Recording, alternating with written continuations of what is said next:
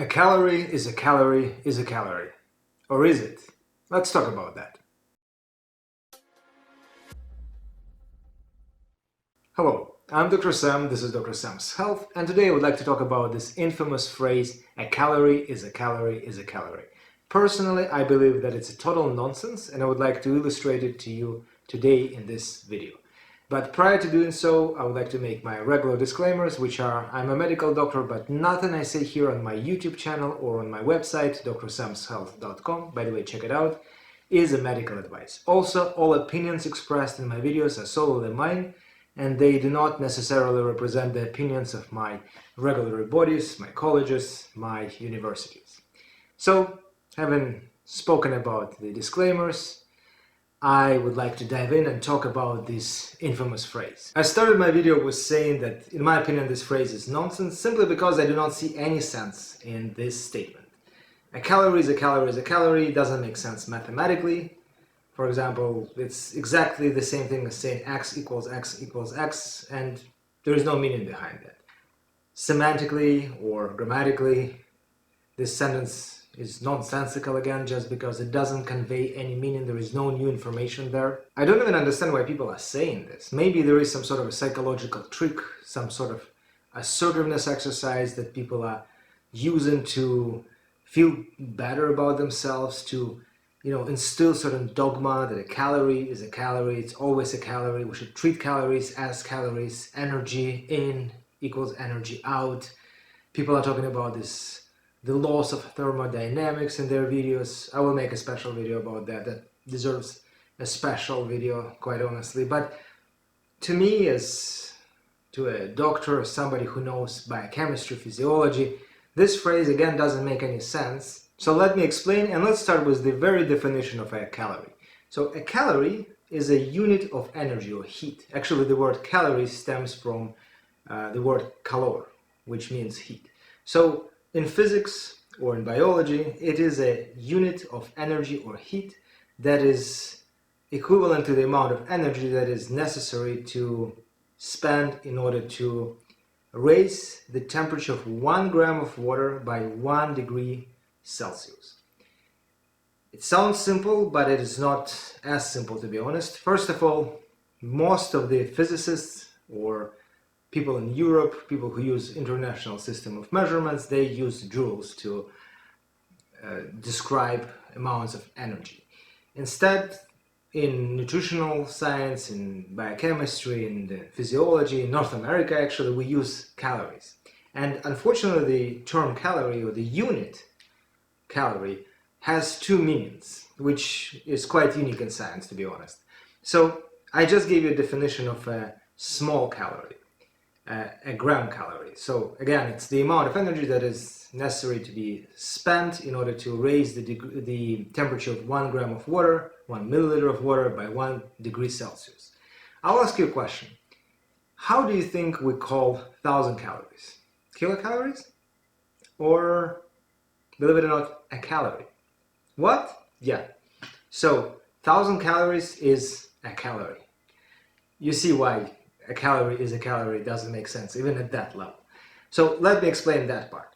So apparently there are two units. One is a small calorie or gram calorie, the one that I've been talking about, and there is also a large calorie or a kilogram calorie or a food calorie. To be precise, a large calorie is 1,000 small calories or a kilocalorie. It is the amount of energy that is necessary to be spent in order to warm up 1 kilogram or 1 liter of water by 1 degree Celsius. So accordingly, there is a conversion factor of 1,000. You can convert large calories or small calories into joules or kilojoules, and the way we denote this calories is slightly different in writing. So small calorie is CAL with regular C. Large calorie is either KCAL, kilocalorie, or CAL with C being capitalized. So you can see where the confusion might stem from, and I think that at a certain level in the beginning of 20th century, physicists and scientists were already against using this large calories and small calories because they knew that it would cause some confusion. In any case, I want you to know that even on the definitional level, calorie is not always a calorie. But by the way, check out my website. There will be a blog there on the same topic. I always have my blogs aligned with my videos, and I will provide some conversion factors, a little bit of more detailed information about the science behind calories. But even if we're talking about the same unit of energy, the same calories, still the phrase or the idea of a calorie being a calorie being a calorie doesn't stand. So now let me dive into the biochemistry and physiology here.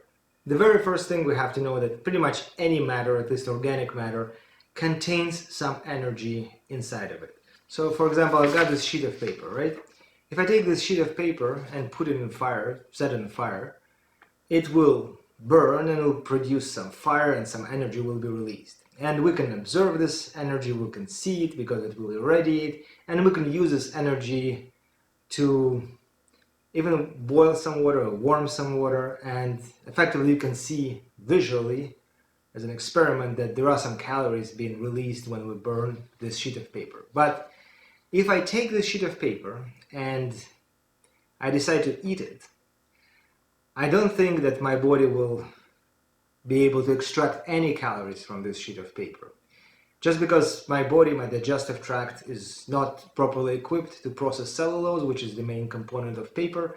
And I think the best outcome, it will just pass through my gut pretty much unaffected. The worst case scenario, I'll get some bowel obstruction and we'll need to go to the hospital. But you see my point. The very first point is that the calories that are inside of certain substances or matter or nutrients even, they are not exactly what our body can extract. The next thing, and I will talk about extraction in a second, I just realized I wanted to mention one more thing, give you another example. Another example will be protein. Likely you have heard that 1 gram of fat contains 9 kilocalories, 1 gram of sugar or carbohydrates contains 4 kilocalories, and 1 gram of protein contains 4 kilocalories also. But if you actually read some research on that, the original data were indicating that 1 gram of protein actually contains more kilocalories, around like 5 or 6 kilocalories. But proteins, they are comprised of amino acids, and amino acids by definition contain an amino group. And our bodies are not equipped to process this amino group, so we cannot really burn it to release energy. And I don't want to get too scientific, to be honest. I don't remember the specific details of biochemistry of this, but the point is that since our bodies cannot possibly metabolize amino acids to produce energy beyond around 4 kilocalories per 1 gram, the amount of energy assigned to protein is 4 kilocalories per gram. But in reality, if we're different species and we had this ability, the calories in protein would be counted differently. So that's the very first point that I wanted to make. Calories in matter, in substances, in nutrients, are not exactly the same calories that our bodies can potentially extract. But speaking of extraction, we can move to the second point, which is in order to extract calories or energy from any kind of organic substances, our bodies have to process them. So they get into our digestive tract, we have to chew our food, kind of mulch it, then process it chemically, produce some enzymes, warm it up, break all nutrients into their components. By the way, check out my series of videos on macronutrients and carbohydrates, fats, proteins. They might be quite interesting. I've made them ages ago, but still I find them to be quite informative. Anyhow, our body breaks down all these macronutrients into their smaller blocks like sugars, monosaccharides, fatty acids, glycerol, amino acids, and then it absorbs it. And all these processes, they take energy. And this energy sometimes is comparable in size with the amount of energy our body potentially can extract from that. For example, if we're consuming some sugar or some fat, usually our body can use up to 5 to 10% of the caloric value of these nutrients just to absorb them. And This amount is particularly high for protein. Actually, it takes up to 25–30% of their caloric value. So if you eat some meal that contains 1000 kilocalories worth of protein, likely the body will have to spend 250–300 kilocalories in order to process this protein before it can get into your system. So the calories that can be extracted from this food, or some sort of a caloric nominal value of this food, is very different from what is the net amount of calories our body can extract from this food to begin with. So that was my second point. And my third and the final point will be that even if we manage to consume some nutrients, process them, absorb them, spend some energy to do so, it doesn't mean that our body is going to use these nutrients for energy. The best example will be protein. Say you're on a good isocaloric diet, you exercise, you just had a workout, and now you're having a meal rich of protein, rich in carbohydrates, rich in fat.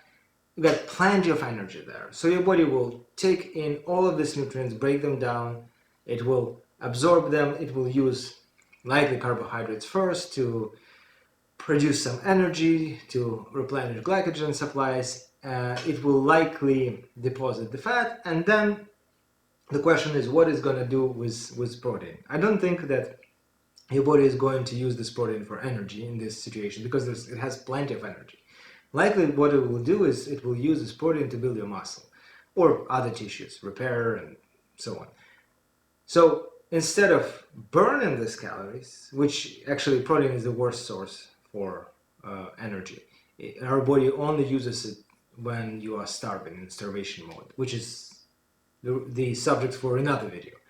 But my point is that if you consume the same 1000 calories worth of protein, for example, in this kind of scenario, your body will spend 250–300 calories just to absorb it, and then instead of burning it and getting some energy from this protein, your body might incorporate it into your own tissues or transform it into its own protein, and accordingly it will spend even more calories. So instead of gaining some calories from this protein, your body will spend a lot of calories.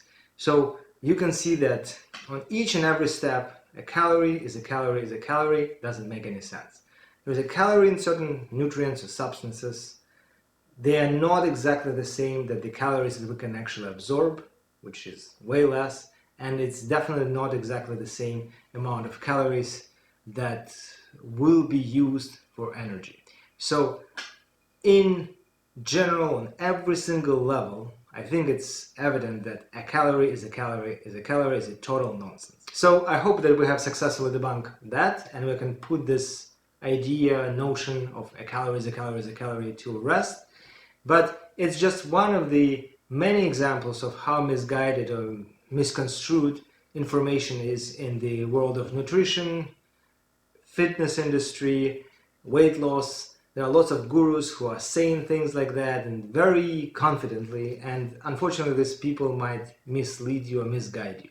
And I don't want you to be misguided, and that is the reason why I have created this channel. And of course, I would like you to subscribe to my channel, hit the like button if you like my videos, leave comments, ask questions. I'm always happy to interact with you in any way, as long as it is constructive. And of course, check out my website, drsamshealth.com. I've got plenty of information there for you, some calculators, my blogs that are complementary to my videos.